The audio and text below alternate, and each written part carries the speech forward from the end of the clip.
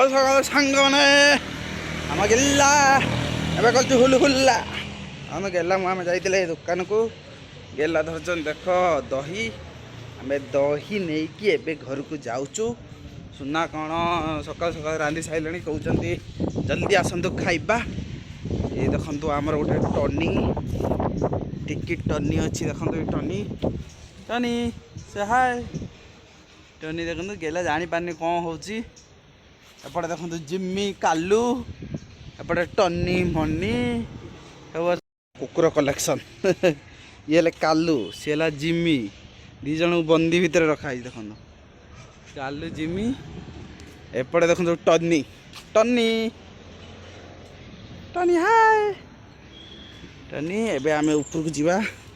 ଗେଲା ଦହି ଖସେଇବୁନି, ଇଏ ଖସେଇଦେବ ଗଲ ଅଲିଆ ଚା। ଏବେ ଉପରକୁ ଯିବା। ଗେଲା କ'ଣ ଆମ ଗେଲି କ'ଣ କରିଛନ୍ତି ଦେଖେଇବା ନା କିସ କହୁଛୁ ଗେଲା?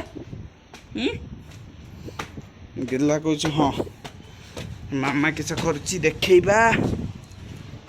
ଚଲନ୍ତୁ ଦେଖନ୍ତୁ ସାଙ୍ଗମାନେ, ଏବେ ଆସିକି ଆମେ ପହଞ୍ଚିଗଲୁ ରୁମ୍ରେ।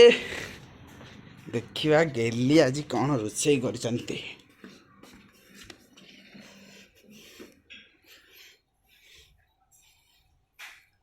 ଦେଖନ୍ତୁ ସାଙ୍ଗମାନେ ମୁଁ ଗେଲି କିସ ରୋଷେଇ କରିଛି ମୁଁ ଦେଖାଉଛି ଆପଣଙ୍କୁ।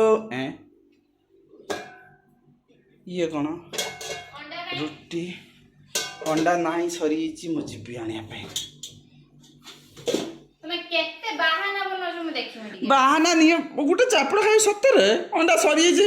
ସାଙ୍ଗମାନେ ଆପଣମାନେ ଭିଡ଼ିଓରେ ଥିଲେ ମୁଁ କହିଥିଲି ଅଣ୍ଡା ସରିଗଲା ବୋଲି, କାଲି ଆପଣ କମେଣ୍ଟ କରିକି ଚାଲନ୍ତୁ ସାଙ୍ଗମାନେ ଆମେ ଦେଖିବା ଡେଲି ଯେଉଁ ଆମେ ଡେଲି ମାଗଣାରେ ଖାଉଥିଲୁ ଠାକୁର ପ୍ରସାଦ, ଆଜି ସେଇ ଗଣେଶ ଭସାଣି ହେଉଛୁ।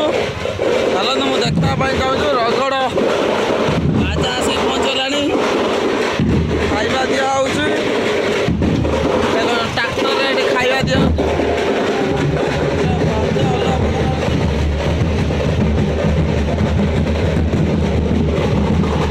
ଠାକୁର କେମିତି ଭସାଣି ହେବ